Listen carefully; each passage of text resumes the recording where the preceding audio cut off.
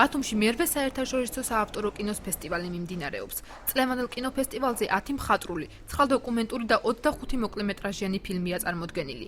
საკონკურსო ფილმების ჩვენება კინოთეატრ აპოლოში მთელი დღის განმავლობაში მიმდინარეობს.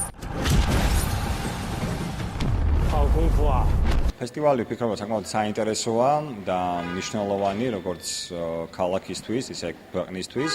ყოველწლიურად ვითარდება, ემატება პარტნიორები, ემატება მონაწილეებიც, გეოგრაფიული არეალიც ასე თუ ისე იზრდება. პლუს ამას ჩვენ გარდა კინოჩვენებებისა დავამატეთ ინდუსტრიული ნაწილი, რაც ძალიან მნიშვნელოვანი არის ზოგადად კინოინდუსტრიის განვითარებისთვის.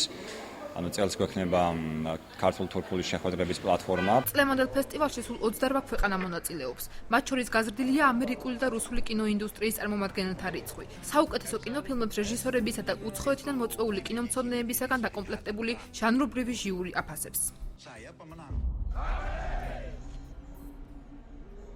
ფესტივალი ძალიან საინტერესოა თავისი შინაარსითა და ფილმების მრავალფეროვნებით. ფილმთა უმეტესობა დემოკრატიული პრინციპების დანერგვასა და თავისუფლების ხარისხზეა. ფესტივალი თანაბრად მნიშვნელოვანია დამწყები და მოქმედი რეჟისორებისთვის.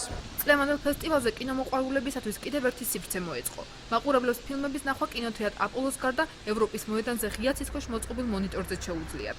სეანსები აქ ყოველდღე საღამოს 8 საათიდან იწყება.